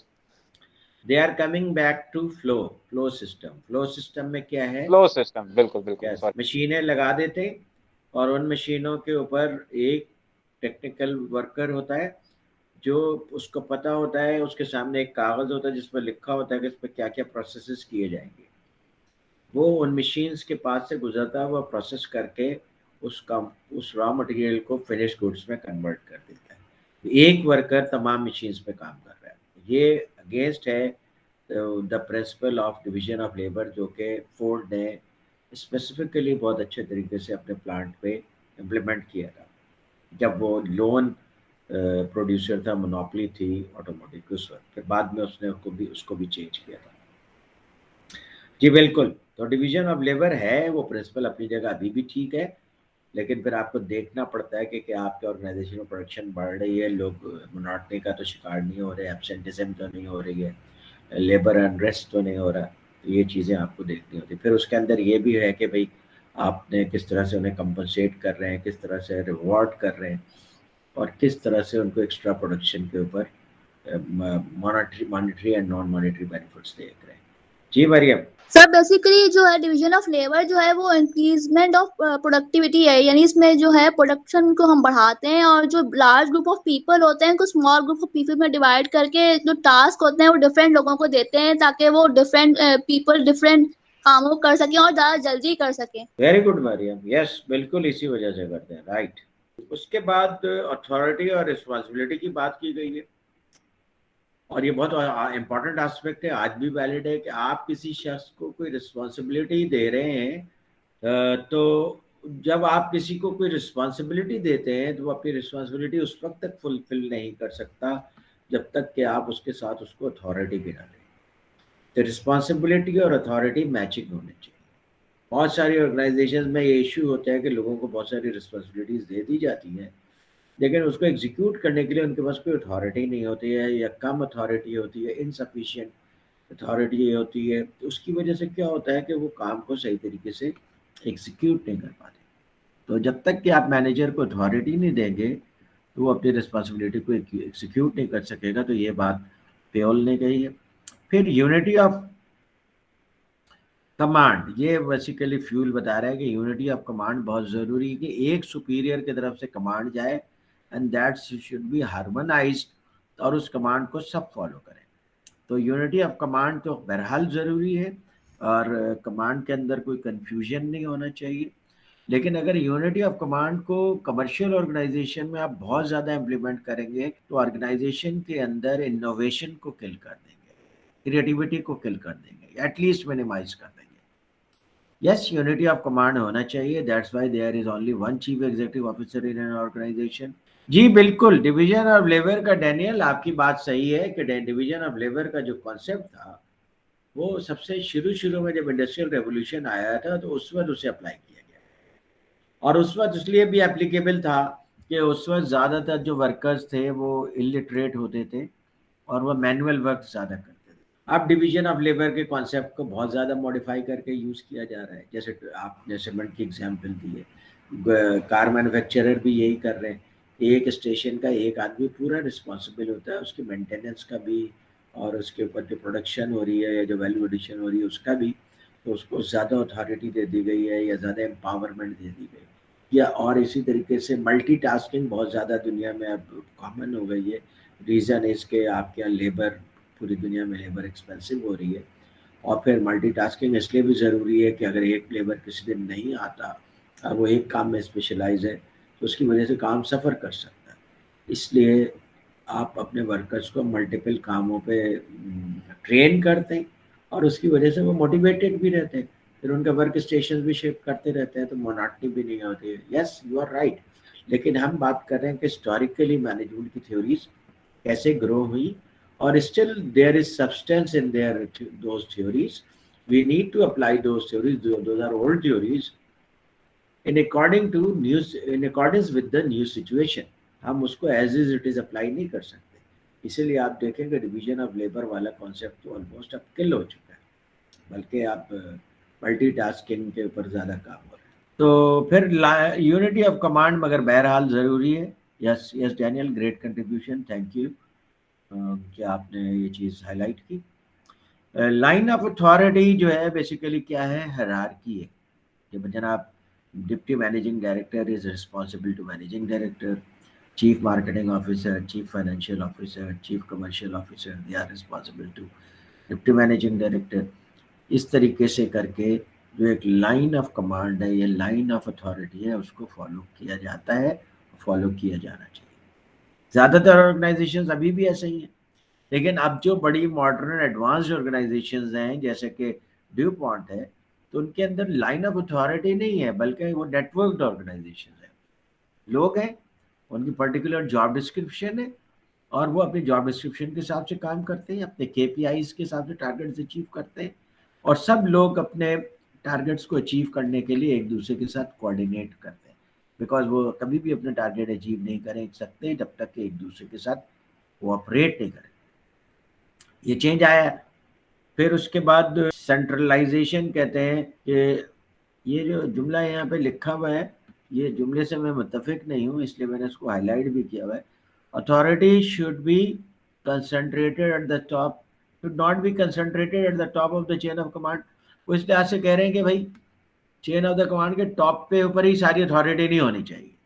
کہ پتہ چلا کوئی بھی ڈیسیجن لینا ہو تو آپ بالآخر چیف ایگزیکٹو سائن کرے گا تب وہ ڈیسیجن لیا جائے گا. جیسے میں نے دیکھا ہے آرگنائزیشن میں جنرل مینیجر اور چیف ایگزیکٹو پیٹرول کی پرچیوں پہ سائن کر رہے ہوتے ہیں, تو انہوں نے اتھارٹی کو اتنا سینٹرلائز کر دیا ہے کہ all decisions even small decisions are taken at the top level. تو ٹاپ لیول اگر ان چیزوں کے اندر انوالو ہوگا تو بزنس ڈیولپمنٹ, بزنس ایکسپینشن اور اسٹریٹجی ڈیولپمنٹ کے اوپر کون کام کرے. تو وہ یہاں پہ یہ بات کر رہے ہیں کہ سینٹرلائزیشن ایسی نہیں ہونی چاہیے کہ سارے ڈیسیجنز ٹاپ پہ لیے. یونٹی آف ڈائریکشن, جی مہدی صاحب. سر اس میں کیا وہ بھی کانسیپٹ ہے, جیسے میں اپنا اگزامپل دے رہا ہوں آپ کو کہ I have a small company اور میں even though I am director, میں اپنے ڈائریکٹ لیبر سے بھی بات کرتا ہوں، حالانکہ ان کا اپنا ایک پروجیکٹ کوآرڈینیٹر ہے جو ان کو سپروائز کرتا ہے. میں پھر ان کو میں یہ نہیں کہتا کہ بھائی آپ ان کو کہیں گے، میں ڈائریکٹ بات کر لیتا ہوں. سر آئی ڈونٹ بلیو ان دس، یہ جو ہوتی ہے نا ہائرارکی، مطلب اٹ ڈزنٹ سٹ ویل ود می کہ میں کوئی بہت بڑا، میری ناک اتنی اونچی ہے کہ میں بات ہی نہیں کر سکتا میں. تو مطلب what does the modern principle says about this, کہ بہتر ہے کہ میں کسی کے تھرو چلوں یا میں ڈائریکٹ بھی کہہ سکتا ہوں؟ میری تو چھوٹی سی کمپنی ہے سر، میں کون سی کوئی 200-300 امپلائیز والی کمپنی چلا رہا ہوں، میرے پاس تو کوئی 22 امپلائیز ہیں زیادہ سے زیادہ. آپ کا کیا مشورہ ہے اس کا، مطلب لائک جی واٹ پرنسپل؟ اصل رائٹ رائٹ. دیکھیے اصل میں بات یہ ہے کہ ابھی جو ہے جو آپ کر رہے ہیں نا اس کو کہتے ہیں مینجمنٹ بائی وانڈرنگ اراؤنڈ، کہ آپ اپنے پروجیکٹ پہ ادھر ادھر گھوم پھر کر دیکھتے ہیں، سچویشن دیکھتے ہیں، کام ہو رہا ہے نہیں ہو رہا ہے، کیسا ہو رہا ہے، ورکرس کام کر رہے ہیں، کانٹریکٹر کام کر رہے ہیں، کوالٹی آف ورک کیا ہے، اسپیڈ کیا ہے، کیا ہم ٹائم پہ کمپلیٹ کر سکیں گے. تو آپ اپنے کرسی پہ بیٹھ کر کے مینیج نہیں کر کے رہے، بلکہ آپ ایکچوئل سچویشن کو جا کے دیکھ رہے ہیں اور کنٹرول کر رہے ہیں، وچ از گڈ. پاکستان میں مائنڈ سیٹ یہ ہے کہ جو مینیجرز ہیں وہ اس بات کو مائنڈ کرتے ہیں کہ اگر آپ ڈائریکٹ ان کے سبارڈینیٹ سے بات کر لیں تو ان کو لگتا ہے کہ ان کی اتھارٹی شیک ہو گئی. وہ پھر آپ کے پاس آئیں گے کہ سر یہ تو آپ مجھے کہہ دیتے میں کر لیتا، تو آپ کو ڈائریکٹ ورکر سے بات کرنے کی کیا ضرورت ہوتی ہے، اس طرح سے تو ہمارا کنٹرول خراب ہو. تو یہ جو انسیکیور قسم کے مینیجر ہوتے ہیں وہ اس قسم پہ باتیں کرتے ہیں. تو ظاہر ہے ان کا بھی خیال رکھنا چاہیے، ریزن اس کہ وہ آپ کے مینیجر ہیں، پھر ان کی ڈی موٹیویشن کا مسئلہ ہو جاتا ہے. تو اس میں یہ ہے کہ جب بھی آپ گراؤنڈ پہ نکلیں تو اپنے مینیجر کو ساتھ لے لیں. لیکن یس دس ہیپنس، اور یہ بعض اوقات اننیسیسریلی جو ہے وہ آپ کے سبارڈینیٹس یا سبارڈینیٹ مینیجرس انوائڈ ہو جاتے ہیں، یا کانٹریکٹر انوائڈ ہو جاتا ہے کہ آپ میرے ورکرس کو جا کر کے کیوں ڈائریکٹلی آرڈر کر رہے ہیں، آپ کو جو بھی بات کرنی ہے مجھ سے بات کیجیے. یہ ایشو آ جاتا ہے پاکستان کے اندر. امریکہ میں لوگ اس کو اتنا مائنڈ نہیں کرتے. جی آئی ہوپ کہ میں نے آپ کے سوال کا آنسر دے دیا میری سر. جی سر. سر میں کیا کروں، فطرت ہے میری، میں ان چیزوں کو دیکھتا ہی نہیں ہوں. لوگ تھوڑا ٹیکن ابیک ہو جاتے ہیں، لیکن میں نہیں کہتا، میں دفعہ کرے وہی انسان ہے، بات کر سکتا ہوں میں اس کے لیول پہ، میرے پاس ٹیکنیکل نو ہاؤ، میں کمیونیکیٹ کر سکتا ہوں سر. میں جی آئی جی ڈونٹ مائنڈ آل دس. ہاں نہیں نہیں، آپ تو مائنڈ نہیں کرتے، لیکن آپ کے مینیجرز مائنڈ کرتے ہیں، جو کہ وہ بھی کوئی بہت اچھی بات نہیں ہے. تو تھوڑا سا آپ ان کو کانفیڈنس میں لے کے چلے تو یہ زیادہ بہتر رہے گا پاکستانی انوائرمنٹ کے لیے. فاروق، یو وانٹ ٹو سے سم تھنگ؟ سر میں یہ کہہ رہا ہوں کہ اٹ آل ڈیپینڈس کہ آرگنائزیشن کے سائز پہ بھی تو بات ہوتی ہے سر. اگر ورک فورس ہی زیادہ نہیں ہے تو پھر میں لیئرز بنانے کا کوئی جواز پیدا نہیں ہوتا نا.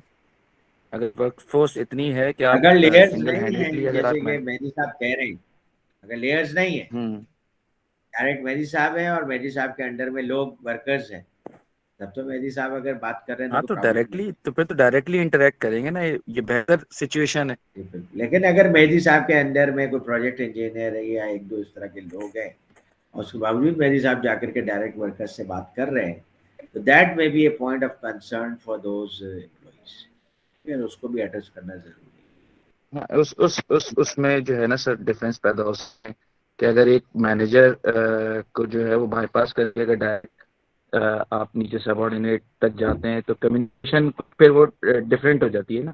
ان کا طریقہ کار الگ ہوتا ہے کام لینے کا، پھر وہ اس وجہ سے تھوڑا سا شیکی ہوتا ہے جو مینیجر ہو. جی بالکل. ہاں سر، میں یہ کرتا ہوں، میں ہمیشہ ان کے سامنے بات کرتا ہوں. جیسے کوآرڈینیٹر ہے، میں اس کے سامنے ہی کہتا ہوں کہ بھائی تم نے اس طرح کرنا ہے، تم نے یہ کرنا ہے. پھر میں کوآرڈینیٹر کی طرف منہ کر کے دیکھتا ہوں، تمہاری ذمہ داری ہے کہ اس طرح کرے کام. میں اس طرح کر لیتا ہوں میں سر. تو وہ مائنڈ کرنے والی بات میرے نہیں خیال ہے کہ ہوتی ہے، وہ تو بالکل خوشی خوشی لیکن کام یہ کرو. ذہن میں رکھیے گا یہ بات کہ آپ یہ کی بات ایبسنس ڈائریکٹ میں کوآرڈینیٹر سے بھی ہو سکتی ہے. آپ کی ایبسنس میں کوآرڈینیٹر کام کو کنٹرول کرتا ہے. تو آپ اس کی پوزیشن کو ایسی شیکی نہ بنائیں کہ ورکرز جو ہے سمجھنے لگیں کہ اس کی تو کوئی حیثیت نہیں ہے اور میں ڈائریکٹ مہدی صاحب سے بات کر لوں. تو یہ یہ بات بھی امپریشن صحیح ہے. کریٹ نہیں ہونا چاہیے. یہ ہے یہ ریزن. جی تو اس لیے آپ کریں، لیکن آپ اپنے کوآرڈینیٹر کی جو پوزیشن ہے، اتھارٹی ہے، وہ ورکرز کے سامنے بالکل کلیئر رکھیں کہ this is the person who will give you order and you should follow him. سر تو جیسے ایک ایکسیپشن میں آپ کو بتاتا ہوں، ایک ایکسیپشن ٹو دا رول ہے. جی جی ایک ایسی جاب ہے جس کی نالج زیادہ مجھے ہی ہے، نہ میرے کوآرڈینیٹر کو ہے، نہ میرے زیادہ ورکرز کو ہے. میں جانتا ہوں کام کی نوعیت کو. تو اصولاً مجھے ہی نہیں بات کرنی چاہیے ادھر. آئی ایم جسٹ سیئنگ سر. تو کوآرڈینیٹر کو ساتھ لے جائیں, اس کو بولیں کہ بھئی یہ میں وہی کرنا. ہاں بالکل. ایکسپلین کر رہا ہوں, تم بھی سمجھ لو, کیونکہ کام تم نے لینا ہے. تو آپ اپنے سبارڈینیٹس کی جو کانفیڈنس ہے اس کو شیک نہیں کریں. یہ کوئی بہت اچھی مینیجریل پالیسی نہیں ہے, خاص طور پہ پاکستان میں. پاکستان میں لوگ تھوڑے زیادہ انسیکیورڈ ہوتے ہیں, پاکستان میں لوگ تھوڑے سے زیادہ پوزیشن کانشیس ہیں. بہت زیادہ سر, بہت زیادہ. اس سے یہ پرابلمز آ سکتی ہیں اور آتی ہیں. تو جناب سینٹرلائزیشن تو بتا دیا. یونٹی آف ڈائریکشن کا مطلب ہے کہ آرگنائزیشن کی ڈائریکشن ایک ہونی چاہیے, کیونکہ آرگنائزیشن ایک سمت میں دوڑ رہی ہے, ایک سمت میں آبجیکٹو کی طرف بڑھ رہے ہیں, ان کی ڈائریکشن سیم ہونے چاہیے. ایکوٹی کہ تمام لوگوں کو ریسپیکٹ سے ٹریٹ کریں, جسٹس کے ساتھ ٹریٹ کریں, ریسپیکٹ کے ساتھ ٹریٹ کریں. آرڈر کا مطلب یہ کہ آرگنائزیشن میں پوزیشنز میں لوگ اس طرح سے ہوں کہ آرگنائزیشن زیادہ سے زیادہ ایفیشینسی کے ساتھ اپنے آبجیکٹو اچیو کر سکے. پھر انیشیٹو ہے اس پرنسپلس آف مینجمنٹ میں, جو اس نے ہنری فیول نے دیا تھا, اس میں انیشیٹو بھی ہے. وجہ اس کی ہے کہ انیشیٹو کے بغیر بزنسز گرو نہیں کر سکتے. اس نے انٹرپرینورشپ تو یوز نہیں کیا, انٹرپرینورشپ کا ورڈ بعد میں آیا آرگنائزیشن میں, لیکن انیشیٹو کو اس نے بھی انکریج کیا کہ آرگنائزیشن کے اندر کوئی لوگ اگر انیشیٹو لیتے ہیں, کریٹو ہیں, اور ایسے چیزیں لے کر کے آتے ہیں جس سے آرگنائزیشن فردر گرو کر سکتی ہے, تو that should be encourage. Discipline, of course discipline, hierarchy کی رسپیکٹ, یہ ساری چیزیں امپورٹنٹ ہیں. پھر رینیمریشن آف پرسنل رینیمریشن جو ہے اکارڈنگ ٹو دا جاب ہونی چاہیے, پرفارمنس ہونی چاہیے, اور اکویٹیبل ہونی چاہیے. جس آرگنائزیشن میں اکویٹیبل ریمینریشن ہے اس آرگنائزیشن میں موٹیویشن لیول بہتر ہوتا ہے اور اس آرگنائزیشن کی پرفارمنس اچھی ہوتی ہے. Stability of tenure. Stability of tenure یہ ہے کہ دیکھیے, کوئی آدمی اگر آپ کوئی مینیجر کسی پوزیشن پہ لگاتے ہیں, یو کین ناٹ ایکسپیکٹ کہ فرسٹ ڈے سے وہ فورتھ گیئر پہ کام کر رہا ہو. کیونکہ مینیجر کو بھی کچھ لرننگ پیریڈ چاہیے, کچھ ٹائم لگتا ہے جس میں وہ لرننگ کرتا ہے, لرننگ کے بعد پھر وہ پرفارم کرنا شروع کر دیتا ہے. تو کسی بھی آدمی کو کسی جگہ پہ جو آپ ٹینیور دیتے ہیں, that should be generally 3 to 5 years. اور یہ تو پرانے زمانے میں گوروں کا اصول تھا کہ وہ 3 سال کے بعد کمشنر کو ٹرانسفر کر دیتے تھے دوسرے شہر میں, پھر دوسرے شہر میں. وہ اس لیے کرتے تھے کہ ایک جگہ پہ ایک کمشنر اتنا زیادہ اسٹیبلش نہ ہو جائے کہ پھر وہاں پہ رولس کی وائلیشن کرے اور رشوتیں لینا شروع کرے یا غلط کام کرنا شروع کرے. اس لیے وہ کنٹینیوسلی لوگوں کو ٹرانسفر کرتے رہتے تھے, اور انہوں نے ایسے سسٹمز بنائے ہوئے تھے کہ لوگ آسانی سے ٹرانسفر ہو کے دوسری جگہ چلے جاتے تھے. وہاں پہ بھی انہیں گھر مل جاتے تھے, چیزیں مل جاتی تھی, اسکول مل جاتے تھے بچوں کو, تو ان کو کوئی پرابلم نہیں ہوتی تھی. تو اسٹیبلٹی آف ٹینیور ضروری ہے. جیسے مثال کے طور پہ آپ کے عمران خان صاحب جو ابھی کام کر رہے ہیں, تو وہ منسٹرز جو اپوائنٹ کرتے ہیں, تو اسٹیبلٹی آف ٹینیور کا وہ بالکل خیال نہیں کر رہے.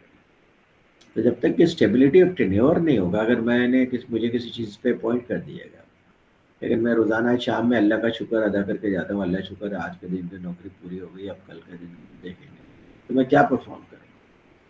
تو دس از امپورٹنٹ کہ آپ کسی کو کوئی ٹینیور دیتے ہیں تو آپ اس کو وہاں پہ 3 سال سے 5 سال کا پیریڈ دیں تاکہ اس کی پرفارمنس ہو سکے.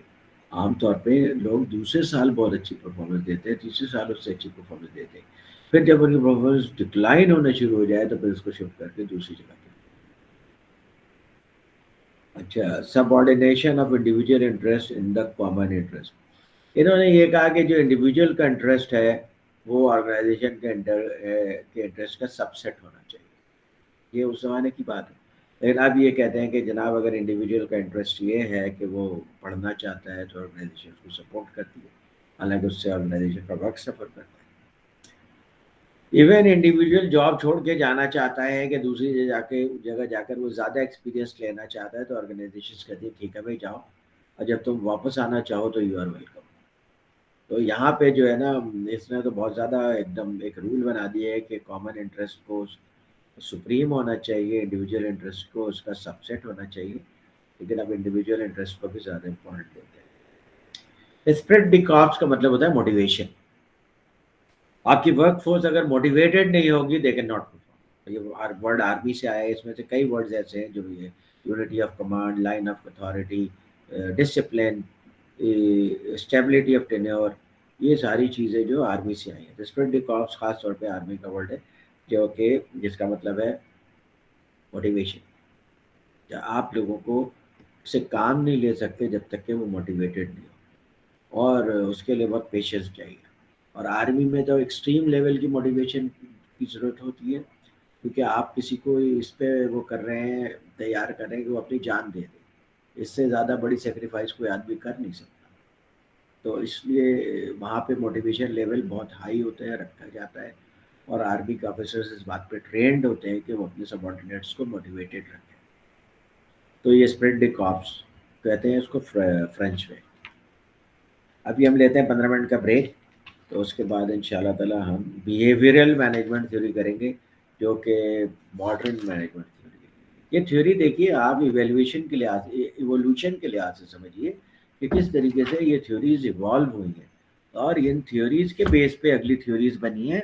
تو اس لیے ہم پرانی تھیوریز کو ابھی بھی ڈسکس کرتے ہیں 2 وجوہات کی بنا.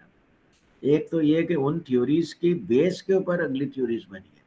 دوسری بات یہ کہ یہ تھیوریز کمپلیٹلی انویلڈ نہیں ہو گئی ہیں، بلکہ نئے سرکمسٹانسز میں ہم ان کو تھوڑا سا موڈیفائی کر کے یوز کر رہے ہیں. اب بعض تھیوریز کو تو اسٹل ہم اسی طرح یوز کر سکتے ہیں، کرتے ہیں. جیسے ایکوٹی کہی ہے فیول نے کہ جناب آپ لوگوں کو ایکوٹی کے ساتھ ریوارڈ کریں، پے کریں، تو یہ تو آج بھی ویلڈ ہے. اوکے، اسپریڈ دی کارپس آج بھی ویلڈ ہے. تو اس کے جو پرنسپلس ہیں وہ آج بھی ویلڈ ہیں.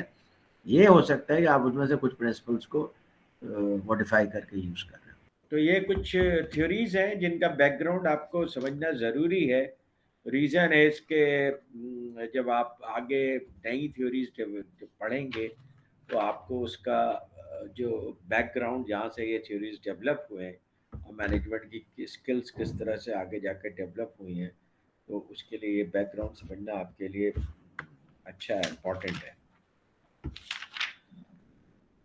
اچھا جناب، یہ بیہیویئرل مینجمنٹ تھیوری جو ہے، بیہیویئر کے اوپر پھر بعد میں کام کیا گیا.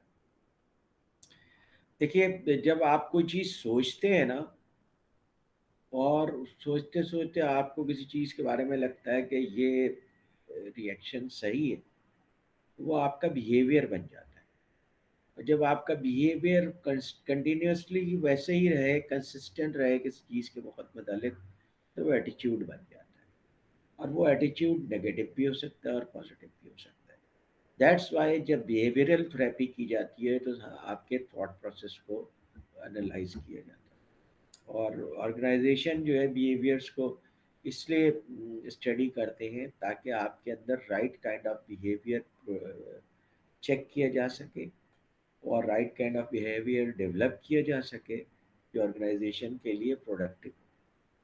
اچھا، اب جو بہت سارے انٹرویوز بھی ہوتے ہیں وہ بیہیویئرل انٹرویوز ہوتے ہیں. اس سے انٹرویو سے پوچھا جاتا ہے کہ جناب اس کائنڈ آف سچویشن میں آپ نے کیا کیا، کیسے کیا، اس سچویشن میں آپ نے کس طرح سے لیڈ کیا، کس طرح سے مینیج کیا، کس طرح سے ڈیسیجن لیا. تو وہ جو رسپونڈ کر رہا ہوتا ہے وہ اس کے بیہیویئر کو شو کر رہا ہے. آئی ایس ایس بی میں بھی basically it is behavioural interview, جو کہ آپ کو مختلف تصاویر دکھا دیتے ہیں یا مختلف الفاظ دکھاتے ہیں، آپ اس کو فوراً رسپونڈ کرتے ہیں. جب فوراً آپ کسی چیز کو رسپونڈ کرتے ہیں نا، تو آپ کے دماغ کا ریزسٹنس میکینزم کام نہیں کر پاتا ہے، کیونکہ ریزسٹنس میکینزم کو ایکٹیویٹ ہونے کے لیے 1/10 سیکنڈ چاہیے، اور اس سے پہلے آپ کے سامنے دوسرا لفظ آ جاتا ہے، تیسرا لفظ آ جاتا ہے. دیئر فور جو آپ کا رسپانس ہوتا ہے وہ انسٹنٹینیس رسپانس ہوتا ہے، ری ایکٹیو رسپانس ہوتا ہے.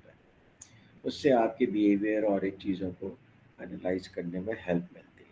آرمی میں جو آپ کو دیکھا جاتا ہے کہ جناب آپ کا رائٹ کائنڈ آف بیہیویئر ہے کہ آپ ڈسپلن کو فالو کر سکتے ہیں، رولس کو فالو کر سکتے ہیں، بیوروکریسی کو فالو کر سکتے ہیں، ٹف انوائرمنٹ میں کام اینڈ کول رہ سکتے ہیں، اور پریشر انوائرمنٹ میں آپ مینیج کر سکتے ہیں، کنٹرول کر سکتے ہیں. اگر آپ کے اندر یہ چیزیں ہیں تو آپ آرمی کے لیے فٹ لیڈر ہیں. ادروائز میں بھی آپ کسی دوسرے کمرشل آرگنائزیشن کے لیے فٹ لیڈر ہو، کیونکہ کمرشل آرگنائزیشن کے لیے لیڈرشپ کی جو ریکوائرمنٹ ہے وہ ڈفرینٹ ہے. ایک چیریٹی آرگنائزیشن کے لیے جو لیڈرشپ کی ریکوائرمنٹ ہے وہ ڈفرینٹ ہے. ایک پولیٹیکل آرگنائزیشن کی لیڈرشپ کی ریکوائرمنٹ ڈفرینٹ ہے. اور اسی طریقے سے ایک بیوروکریٹک آرگنائزیشن یا گورنمنٹ آرگنائزیشن کے لیے لیڈرشپ کی ریکوائرمنٹ ڈفرینٹ ہے. اور یہ کوئی ضروری نہیں ہے کہ، بلکہ اکثر ہی ایسا ہے کہ ایک آدمی کے اندر تمام لیڈرشپ کی کوالٹیز نہیں ہوتی ہیں، یا ایک آدمی اتنا اڈاپٹیو نہیں ہوتا. عام طور پہ کہ وہ تمام سچویشنز میں اچھی لیڈرشپ کو ڈیمونسٹریٹ کر سکے. تو بہت سارے لڑکے جو جیسے مثال کے طور پہ آئی ایس ایس بی کے بعد ڈپریس ہو جاتے ہیں, تو اس میں ڈپریس ہونے کی کوئی بات نہیں ہے. اس میں سمپل سی بات ہے کہ آپ کے اندر اس طرح کی لیڈرشپ پہ زیادہ ایپٹیچیوڈ نہیں ہے, بٹ مے بی آپ کے اندر دوسری طرح کی لیڈرشپ پہ زیادہ ایپٹیچیوڈ ہو, وچ میں be more important for you, for your society. تو اس لیے ایکسپلور یور لیڈرشپ اسٹائل. تو جو لیڈرشپ میں پڑھاتا ہوں وہ تم لوگوں کو پڑھنا چاہیے, کیونکہ میں دیکھ رہا ہوں کہ لیڈرشپ جو لوگ پاکستان میں پڑھاتے ہیں وہ پاپولر بکس سے پڑھاتے ہیں, 22 رولز آف لیڈرشپ یا اس طرح کی چیزیں, تو وہ سائنٹیفک بیس نہیں ہے. تو آپ کو تو جیسے یہ کتاب ہے, اس میں ساری سائنٹیفک ریسرچ کو آگے تک بتایا گیا ہے کہ کس طریقے سے مینجمنٹ کی تھیوریز کو سائنٹیفکلی لے کر کے آئے. That is the right approach to study any discipline, any book جو ہو اس طرح کی ہو, تو آپ کو زیادہ صحیح انفارمیشن دیتی ہے. تو جیسے لیڈرشپ بھی میں پڑھاتا ہوں, گیری کل سے پڑھاتا ہوں, آرگنائزیشنل لیڈرشپ ہے, تو وہ بیسیکلی سارا سائنٹیفک جو ریسرچ ہے اس کی بیسس پہ ہے. اوکے. تو دا ورک آف میری پارکر فولے نے وہی کام کیا جو ہاتھرم نے کیا تھا امریکہ میں. اس زمانے میں اتنی زیادہ کمیونیکیشن نہیں تھی, تو امریکہ میں کوئی ریسرچ ہو رہی ہے تو اس کے بارے میں بہت زیادہ پتہ نہیں چلتا تھا یورپ میں لوگوں کو. تو اسی وجہ سے اس زمانے میں جو ریسرچ ہوتی تھی اس میں پلیجیرزم بہت زیادہ ہوتی تھی. کوئی آدمی جو ہے وہ مثال کے امریکہ میں ریسرچ کر رہا ہے, وہ یورپ میں جا کر کے کوئی ریسرچ اٹھا کر کے اپنے پاس لکھ لیتا تھا, اس کو پی ایچ ڈی کی ڈگری مل جاتی تھی. یعنی ایسا بھی ہوتا تھا, میں یہ نہیں کہہ رہا ہوں کہ ایسا ہی ہوتا تھا, لیکن ایسا بھی ہوتا تھا. اور جو ہے وہ پھر پلیجیرزم وغیرہ تو اب چیک ہونے لگے, کیونکہ اب آپ اس کو چیک کر سکتے ہیں, اب آپ کے پاس ٹولز ہیں, آپ کے پاس سسٹمز ہیں, آپ ایسا کر سکتے ہیں. تو بیسیکلی جو ہے وہ اگر آپ ایف ڈبلیو ٹیلر کو فادر آف مینجمنٹ تھاٹ کہہ سکتے ہیں, تو میری پارکر کو فولے کو مدر کہتے ہیں, مدر آف مینجمنٹ تھاٹ کہتے ہیں. اور اس نے بیسیکلی وہ چیزیں بتائی جو کہ بعد میں اور دوسرے بیہیویئرل سائنٹسٹ نے امریکہ وغیرہ میں بھی ریسرچ کر کے یہ چیزیں بتائیں. جب اس نے پہلی بات تو یہ کہی کہ بہت سارے چیزیں جو کہ مینجمنٹ اوور لک کر جاتی ہے, اس میں سے ایک یہ بھی ہے کہ اگر وہ ورکرز کو ساتھ پارٹیسپیٹیو لیڈرشپ اسٹائل کریں تو وہ بہت ساری چیزیں پارٹیسپیٹ کر کے بتا سکتے ہیں, کیونکہ ورکرز وہ لوگ ہوتے ہیں جو ایکچولی ورک کو پرفارم کر رہے ہوتے ہیں, تو they are closer to reality. اس لیے جب آپ کوئی چیز اس چیز کے بارے میں ڈسکس کریں, اگر آپ ورکرز کو بہتر طریقے سے اس کے اندر انوالو کر سکیں, you will take quality decision. آپ کو پتہ ہے جیپنیز مینجمنٹ سسٹم یہی ہے, اس کے اندر وہ ورکرز کو بہت زیادہ انوالو کرتے ہیں, خاص طور پہ جو ان کا کنٹینیوس امپرومنٹ پروگرام ہے وہ تو ہے ہی ورکر بیسڈ. دوسری بات جو اس نے کہی کہ ورک پروسیس کا کنٹرول ورکرز کے پاس ہونا چاہیے, مینیجرز کے پاس نہیں ہونا. And the reason is simple, کیونکہ ورک پروسیس کو ایگزیکیوٹ ورکر کر رہا ہے. He is in the best position to understand that and take decision. That's why یہ اس تھیوری کے بعد ورکر امپاورمنٹ وغیرہ پہ کام ہو. اس کے بعد اس نے کہا کہ جو ڈفرینٹ ڈپارٹمنٹ کے مینیجرز ہیں وہ اپنے سائلوز میں نہ رہیں, اپنے فنکشنل ہیرارکی میں نہ رہیں, بلکہ آپس میں ایک دوسرے سے کمیونیکیٹ کریں اور فریکوینٹلی کمیونیکیٹ کریں, تاکہ آرگنائزیشنل آبجیکٹیو زیادہ بہتر طریقے سے اچیو ہو سکے. یعنی اگر مارکیٹنگ مینیجر پروڈکشن مینیجر سے کمیونیکیٹ نہیں کر رہا, پروڈکشن مینیجر فائنانس مینیجر سے کمیونیکیٹ نہیں کر رہا, تو آرگنائزیشنز میں ایشوز آئیں گے, پرابلمس آئیں گے, اور پھر ٹاپ مینجمنٹ کو بار بار انٹروین کرنا پڑے. جیسے مارکیٹنگ مینیجر اپنے طور پہ کوئی پروموشن پروگرام لے کر کے آ جائے, اب اسے پروموشن شروع کر دی, مارکیٹ میں ڈیمانڈ بڑھ گئی, لیکن پروڈکشن مینیجر کو پتہ ہی نہیں ہے, اچانک ڈیمانڈ بڑھ گئی تو پروڈکشن مینیجر سپلائر سے کہتا ہے کہ بھائی آپ را مٹیریل سپلائی کریں, سپلائر کہتا ہے I can not supply raw material, یا پروڈکشن مینیجر کہتا ہے کہ I can not produce more than what I am producing right now. Market demand کو پورا نہیں کر سکتے, لاس سیلز ہوتی ہے. اس لیے ان سب کو مل کر کے اور کوآرڈینیٹ کر کے کام کرنا چاہیے. اور پھر مینیجر کی جو سورس آف اتھارٹی ہے بیسیکلی اس کی ایکسپرٹیز اور نالج ہے, ناٹ دا مینجمنٹ اسٹائل. تو مینیجرس کو بھی کسی ایک ایریا میں ایکسپرٹیز ہونی چاہیے, خاص طور پہ جس ایریا کو وہ مینیج کر رہے ہیں اس کے اندر ان کی ایکسپرٹیز بہت امپورٹنٹ ہے, تبھی کام بھی بہتر ایگزیکیوٹ ہو سکے گا اور سب آرڈینیٹس بھی ان کو صحیح طریقے سے فالو کریں. تو یہ تو آپ کا میری پارکر فالے کا وقت تھا. پھر اس کے بعد ایک ہاتھرون اسٹڈی ہوئی, that was in U S A. Hawthorne study ایک بہت مشہور اسٹڈی ہے, اور اس میں انہوں نے بیسیکلی ورکرز کو دیکھا کہ ایفیشینسی ان کی کیسے امپروو ہوتی ہے. اس سے پہلے یہ سب آپ بات کر چکا تھا ٹیلر کے, جناب ورکنگ کنڈیشنز اچھی ہوں تو اس کی وجہ سے ورکر کی پرفارمنس امپروو ہو جاتی ہے. تو انہوں نے چیک کیا کہ اس سے کتنی امپروو ہوتی ہے. تو انہوں نے ایک جگہ سلیکٹ کی, اس میں کچھ ورکرز کو سلیکٹ کیا اور ان کو اسٹڈی شروع کیا, اور انہوں نے لائٹنگ سسٹم کو برائٹ کرنا شروع کر دیا. تو لائٹنگ سسٹم کو برائٹ کرنا شروع کیا تو انہوں نے دیکھا کہ ورکرز کے کام میں امپروومنٹ آئی. تو یہ ایک چیز فائنڈ آؤٹ ہو کہ بھائی اگر آپ کام اچھا ورکنگ انوائرمنٹ دیتے ہیں تو واقعی امپروومنٹ ہو جاتی ہے ایفیشینسی میں. پھر انہوں نے کہا کیوں نہ ہم اس کو ریورس طریقے سے بھی اسٹڈی کریں, اگر ہم لائٹنگ سسٹم کو ڈیکریز کرنا شروع کر دیں تو کیا ہو. تو انہوں نے لائٹنگ سسٹم کو آہستہ آہستہ ڈیکریز کرنا شروع کیا, اور اتنے لیول پہ لے آئے کہ آلموسٹ یہ دیجیے کہ نائٹ ٹائم ہو گیا, تو ورکر کی ایفیشینسی اور زیادہ امپروو ہو گئی. ایک بہت بڑی فائنڈنگ تھی اور بہت بڑا کنفیوژن تھا کہ یہ کیا ہوا, کہ جب ہم نے لائٹنگ اچھی کر دی, ورکنگ کنڈیشن اچھی کر دی, تب بھی وہ بہت اچھا کام کر رہے تھے, اور جب ہم نے ورکنگ کنڈیشن خراب کر دی تب بھی ورکرز بہت اچھا کام کر رہے تھے. تو پھر انہوں نے اس کو فردر ایکسپلور کیا, اور ایکسپلور کرنے کے بعد جو ہے وہ اس کو اسٹڈی کرنے کے بعد اس نتیجے پہنچے. انہیں پتہ چلا کہ وہ ورکرز جو اس میں کام کر رہے تھے وہ یہ سمجھ رہے تھے کہ ہمیں کسی بڑے امپورٹنٹ کام کے لیے سلیکٹ کیا گیا, اور چونکہ ہمیں کسی بڑے امپورٹنٹ کام کے لیے آرگنائزیشن سے سلیکٹ کیا گیا ہے تو we are good people, we are responsible people, and we should deliver, and we should deliver in all conditions. ان کا موٹیویشن لیول اتنا ہائی تھا کہ انہوں نے ایون ورسٹ کنڈیشن میں بھی بہت اچھا پرفارم کیا. جیسے کہ وارز میں ہوتا ہے, وار میں بعض اوقات آپ کو ٹریٹمنٹ نہیں مل رہی ہوتی ہے, ہڈی ٹوٹی ہوئی ہے, اور پھر بھی لوگ جو ہے فائٹ کر رہے ہوتے ہیں, لڑ رہے ہوتے ہیں, مارفین کے انجیکشن لگا کے لڑ رہے ہوتے ہیں, فل موٹیویشن ہوتی ہے.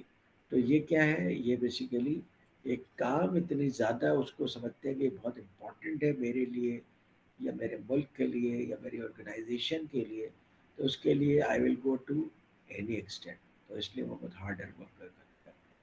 یہاں سے پھر آگے موٹیویشن کی ہاتھرین افیکٹ کے بعد موٹیویشن کے اوپر بہت کام ہوا, اور موٹیویشن کی بہت ساری ڈیولپ ہو. پھر الٹن میو کا بھی کام ہے. الٹن میو نے بھی اسی طریقے سے کام کیا تھا کہ کون سے لوگ جو یہ اس نے بیسیکلی ٹیم ورک کے اوپر کام کیا تھا کہ گروپ میں کس طرح سے لوگ پرفارم کرتے ہیں. تو وہ لوگ جو گروپ نارمس کو فالو کر رہے تھے اس کو اس نے ریٹ بسٹر کا نام دیا تھا, اور جو لوگ پرفارم کر رہے تھے اس کو اس نے چیزلرس کا نام دیا تھا. اور پھر اس کے بعد اس ایکسپیریمنٹ کے اندر دیکھا گیا کہ جو چیزلرس تھے وہ ریٹ بسٹرس کو تھریٹن کر رہے تھے کہ آپ جو ہے ابو لیول پہ پرفارمنس نہ کریں, کیونکہ ابو لیول پہ آپ پرفارمنس کریں گے تو دیٹ ول بیکم نارم, اور پھر پورے آرگنائزیشن کے تمام مزدوروں کو اس نارم کے حساب سے کام کرنا پڑے گا, وچ از ناٹ پاسبل فار اس. ہم ایک دن کے لیے 2 دن کے لیے تو ٹاپ پرفارمنس دے سکتے ہیں, but not on daily basis. اور پھر جب ہم اتنے ٹاپ لیول پہ پرفارم کریں گے کہ 100% کی بجائے 150% پہ کام کر رہے ہیں, تو آف کورس ہمارے 33% جو لیبر ہے ان کو یہ فارغ کر دیں گے. تو that is not in our interest. تو یہ پتہ چلا کہ ورکرز جو ہے گروپ میں بھی سوچتے ہیں, گروپ میں بھی کنٹرول ہوتا ہے ان کے اندر, اور گروپ کے اپنے نارمس ہوتے ہیں جس کو ایوری ورکر فالو, کیونکہ گروپ کے نارمس کو آپ فالو نہیں کریں گے تو ورکرز پھر ان کو پینلائز کرتے ہیں اپنے جو بھی ان کے کمپینینس ہیں, جیسا کہ جیل میں ہوتا ہے, جیسا کہ پولیس میں ہوتا ہے. تو یہ ایک بہت کامن سی یہ بڑی امپورٹنٹ فائنڈنگ تھی جو کہ انہوں نے فائنڈ آؤٹ کی کہ لوگ مل کر کے بھی کام کے پیس کو کنٹرول کرتے ہیں اور دیئر اون سیلف انٹرسٹ. پھر فارمل آرگنائزیشن کے اوپر ابھی تک بات ہوتی رہی تھی کہ جہاں فارمل آرگنائزیشن ہوتی ہے اس کا چیف ایگزیکٹو ہوتا ہے, اس کے نیچے ڈائریکٹرز ہوتے ہیں, پھر اس کے نیچے دوسرے لوگ ہوتے ہیں. فارمل آرگنائزیشن ہوتی ہے, ڈفرینٹ ڈپارٹمنٹس کس طرح سے کام کرتے ہیں. لیکن پھر دریافت کیا گیا کہ جناب انفارمل آرگنائزیشنز بھی ہوتی ہیں. آرگنائزیشن کے اندر آرگنائزیشن مختلف لوگ گروپس بنا لیتے ہیں.